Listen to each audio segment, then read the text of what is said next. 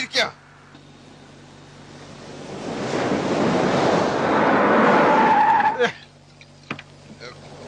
ഇതെവിടാ സ്ഥലം? ഇത് ടിവിയാ. അപ്പൊ താലൂക്ക് ഓഫീസ്? ഒന്ന് ഇറങ്ങ് സാഗറെ. എന്നോട് ആജ്ഞാപിക്കുന്നത് അപേക്ഷിക്കും. ആ അപേക്ഷിക്കണു, ഒന്ന് ഇറങ്ങ്. താലൂക്ക് ഓഫീസിൽ പോണം. താലൂക്ക് ഓഫീസിൽ താലൂക്ക് ഓഫീസിൽ പോണം. രണ്ടെണ്ണം കൂടി അടിച്ചിട്ട് പോയാ പോലെ. ഇതാ നോവലിസ്റ്റ് അല്ലേ തഹസിൽദാരെ റേപ്പ് ചെയ്താ? അതാടാ തഹസിൽദാരെ റേപ്പ് ചെയ്ത അതേ നോവലിസ്റ്റ് എന്നാ ഞാൻ. നിന്റെ സ്വന്തത്തിൽപ്പെട്ട വല്ലവരും വന്ന് ഞാൻ റേപ്പ് ചെയ്യണോ? പറയടാ. സ്വന്തത്തിൽപ്പെട്ട ആരുമില്ലെന്ന് പറയടാ. നിന്റെ സ്വന്തത്തിൽപ്പെട്ട ആരെങ്കിലും വന്ന് ഞാൻ റേപ്പ് ചെയ്യണോ? റേപ്പ് ചെയ്യണോ?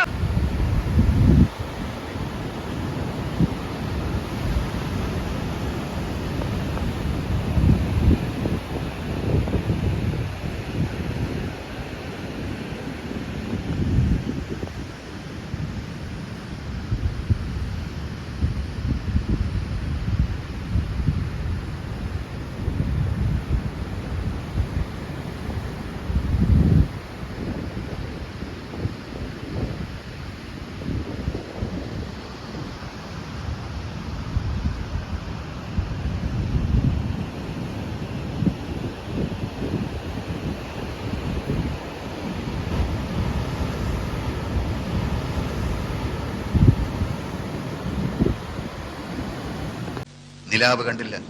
ആകാശത്ത് പറന്നു നടക്കുന്ന പറവകളെയും പുൽമേടുകളിൽ മേഞ്ഞു നടക്കുന്ന കുഞ്ഞാടുകളെയും കണ്ടില്ല. പ്രണയമെന്ന ചതിക്കുഴിയിൽ തന്നെ വീഴ്ത്തിയ ആ വഞ്ചകിയുടെ പുഞ്ചിരി മാത്രമായി എപ്പോഴും മനസ്സിൽ. നഗരത്തിലെ പാർക്കുകളിൽ, കടലോരങ്ങളിൽ അവരുടെ രാവുകളും പകലുകളും പ്രണയാതുരമായി തുടിച്ചുകൊണ്ടിരിക്കവേ ഒരു സായാഹ്നത്തിൽ എങ്ങു നിന്നോ തീഷ്ണമായ ആ രണ്ട് കണ്ണുകൾ അവരിൽ വന്ന് പതിച്ചു. തുടരും.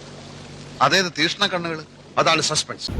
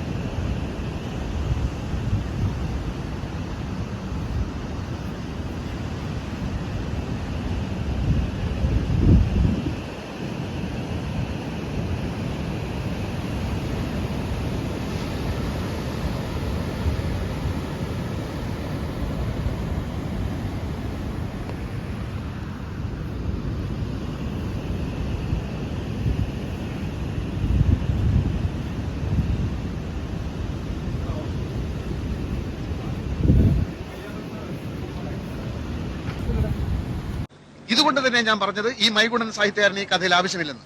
പിണ്ണാക്ക് മാടൻ അല്ലേ? ദിലീപ് മേനോനായിട്ട് എന്റെ ചിത്രമാണ് വാരികയിൽ വരച്ചിരിക്കുന്നത്. അതുകൊണ്ട് തന്നെ താൻ കയറി വന്ന് എന്നെ അപമാനിക്കുന്ന രീതിയിൽ സംസാരിക്കുന്നത് എനിക്കിഷ്ടമല്ല.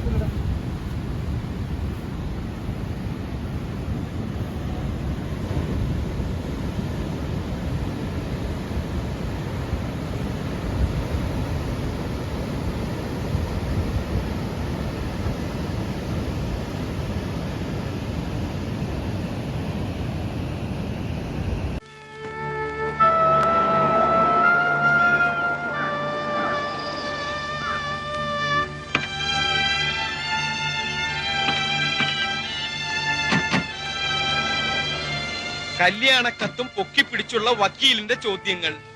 അന്തം വിടുന്ന നായകൻ ഒരു വശത്ത്, ഞെട്ടിത്തരിക്കുന്ന നായിക മറുവശത്ത്. ഈ കോടതി രംഗം അതേപടി ഒരു അധ്യായമാക്കാം.